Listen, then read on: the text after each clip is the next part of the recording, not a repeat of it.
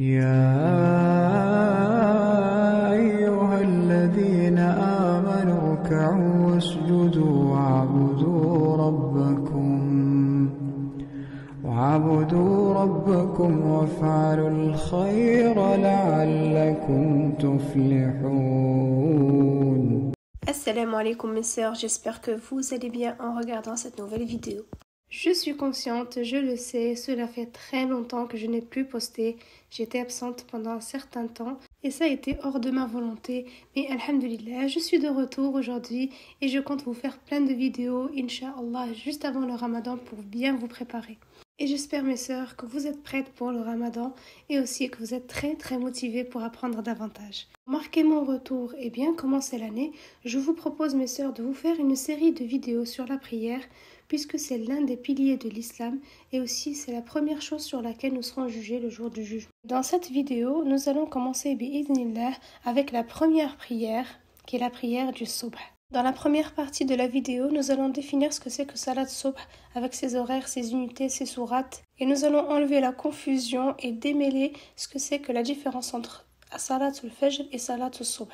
Et je ne vous cache pas mes sœurs que j'ai vu énormément de personnes se tromper à ce sujet en confondant en fait Salat al-Fajr avec Salat al-Subh. Certaines personnes arrêtent même de se lever à l'aube pour effectuer cette prière obligatoire en pensant qu'elle est surérogatoire. Et nous allons voir également mes sœurs quelle est l'importance, les bienfaits et les récompenses de cette prière, surtout si elle est priée à l'heure. Donc pour toutes les sœurs qui cherchent à avoir des bienfaits et beaucoup de récompenses et surtout avoir une lumière au visage, cette vidéo est faite pour vous.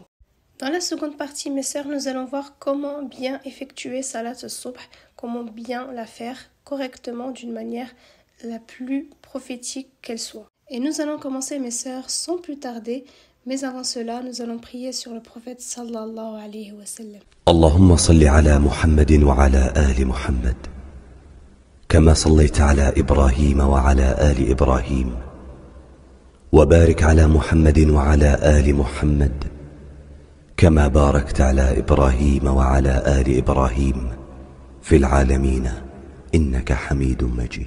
La prière de Subh est la première prière parmi l'une des 5 prières obligatoires quotidiennes.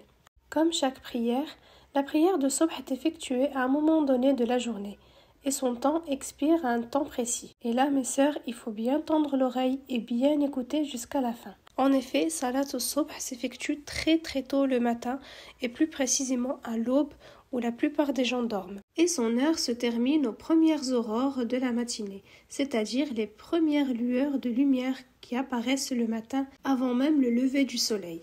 Contrairement aux 4 prières obligatoires restantes, la prière du Subh a vraiment un temps limité très court, c'est-à-dire de l'aube jusqu'aux aurores avant même le lever du soleil. Ce qui veut dire, mes sœurs, dès lors que les premières lueurs du soleil apparaissent, cela signifie que la prière de Subh est sortie de son temps et qu'il est trop tard. Cependant, on peut toujours la faire par la suite, mais cela comptera en tant que rattrapage de la prière et non pas une prière accomplie en son temps. D'où l'importance, mes sœurs, du verset suivant dans lequel Allah Azza wa Jal dit « Inna salata kanat ala al-mu'minina kitaban mawquta » ce qui signifie certes, la prière a été prescrite pour les croyants dans son temps. À noter, mes sœurs, qu'il existe 3 temps pour faire la prière. Le premier temps, celui du milieu et celui de fin. Et le meilleur des 3, c'est celui du début. Par ce fait, mes sœurs, il faut faire un effort supplémentaire pour vraiment garder la prière à son temps et la faire vraiment à son heure et ne pas dépasser les délais jusqu'à l'expiration de la prière. Et cela est valable pour les 5 prières obligatoires quotidiennes. Et j'insiste sur la prière, mes sœurs, puisque ça sera la première chose sur laquelle le croyant sera jugé le jour du jugement. Et j'implore Allah qui nous facilite à tous son adoration dans les bonnes et meilleures conditions. Pour les sœurs qui m'ont demandé quel type d'application on pouvait utiliser pour se retrouver pour le adhan et aussi pour la qibla, j'ai trouvé cette application qui s'appelle Mawaqit, qui nous permet de voir en temps réel les heures de prière, mais vraiment d'une manière vraie et non pas faussée comme on peut retrouver sur quelques applications. Nous allons voir, mes sœurs, quelle est l'importance et les bienfaits et les mérites de Salat al-Subh.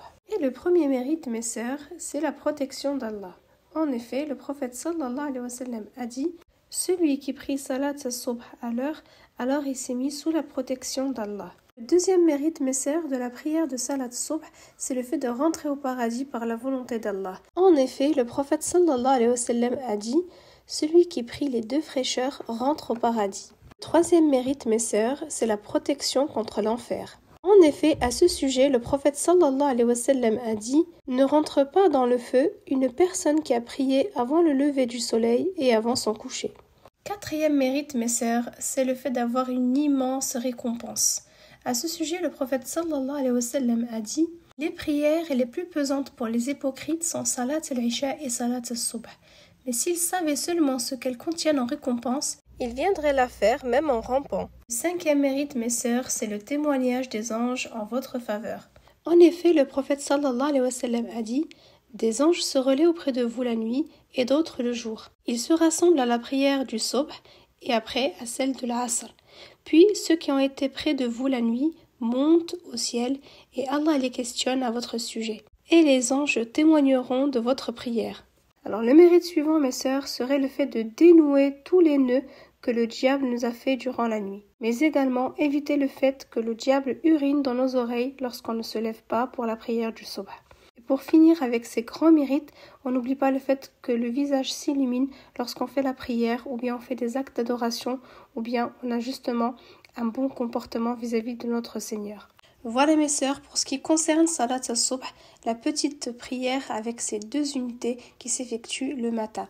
J'espère que ces explications sont plus claires pour vous parce que maintenant je vais vous parler des 2 unités de prière surérogatoires qui se font juste avant celle du Subh. La prière surérogatoire, c'est-à-dire qui n'est pas obligatoire mais fortement recommandée de faire juste avant Salat al-Subh, s'appelle Salat al-Fajr. Et cette prière, comme Salat al-Subh, elle contient 2 unités de prière. Et il est fortement recommandé de la faire. Dans le hadith, il est mentionné que ces 2 unités du Fajr sont meilleures que la vie d'ici-bas et ce qu'elle contient. À savoir, mes sœurs, qu'il faut d'abord effectuer Salat al-Fajr, qui est une prière surérogatoire qui contient également 2 unités de prière, dans lesquelles on récite Surat al-Fatiha plus Al-Kafirun, et par la suite, dans la 2e unité, Al-Fatiha plus Al-Ikhlas. Après avoir accompli la prière surérogatoire qui est Al-Fajr, j'effectue après la prière obligatoire qui est la prière de Subh. Et maintenant, mes sœurs, nous allons voir comment effectuer la prière de Subh, qui est la prière obligatoire du matin. Avant d'aller prier, je m'assure d'être propre et d'avoir fait mes ablutions correctement. Mais avant les ablutions, il faut savoir, mes sœurs, qu'il faut passer par une étape qui est al-istinja, et par sa définition qui désigne le fait de se purifier les parties intimes. C'est une étape très importante avant de faire les petites ablutions, car sans elle, les ablutions seraient invalides. Les questions qui me reviennent souvent, c'est est-ce que je peux me laver les parties intimes avec un gel ou un savon, etc. avant les ablutions?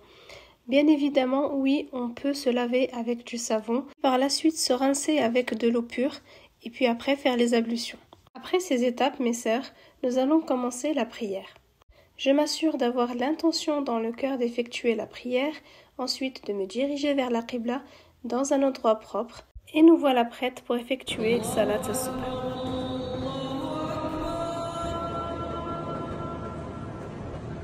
Pour commencer, mes sœurs, on se tient debout sur le tapis, les pieds pas trop écartés ni trop rapprochés. Ensuite, je dis l'invocation suivante avant de commencer ma prière. Allahumma ba'id bayni wa bayna khatayai kama ba'adta bayna al-mashriqi wal-maghrib. Et ensuite, je peux aussi dire une deuxième invocation qui est la suivante. Allahumma naqqini min khatayai kama yunaqqa ath-thawbu al-abyad min ad-danas. Allahumma ghsilni min khatayai bil-thalji wal-ma'i wal-barad. Ce sont des invocations qui nous permettent d'implorer Allah pour qu'il nous éloigne et pour qu'il nous purifie de nos péchés. Ensuite, je commence ma prière par lever mes mains au niveau de mes épaules et je prononce Takbiratul Ihram, qui est le fait de dire Allahu Akbar. Et à ce moment-là, à partir de ce moment-là, ma prière a commencé. Pour ce qui est de Al-Iqama, mes sœurs, ce n'est pas un acte obligatoire dans la prière. Mais si vous souhaitez la faire, il n'y a aucun mal à faire cela. Et elle se dit juste avant Takbiratul Ihram. La deuxième étape, mes sœurs, c'est le fait de mettre la main droite sur la main gauche, de cette manière-là, en évitant, mes sœurs, que les mains soient placées d'une manière soit trop haute, soit trop basse. Il faut avoir le juste milieu, c'est-à-dire les placer entre le nombril et la poitrine. À ce moment précis, ma première unité de prière a commencé et je peux commencer par dire soit A'udhu billahi minash shaitanir rajim ou bien directement dire Bismillahir rahmanir rahim. C'est correct pour les deux. Ensuite, je récite Souratul Fatiha, donc du début jusqu'à la fin, en terminant par Amin. Et il faut savoir, mes sœurs, que la prière n'est valide que par la récitation de Al-Fatiha.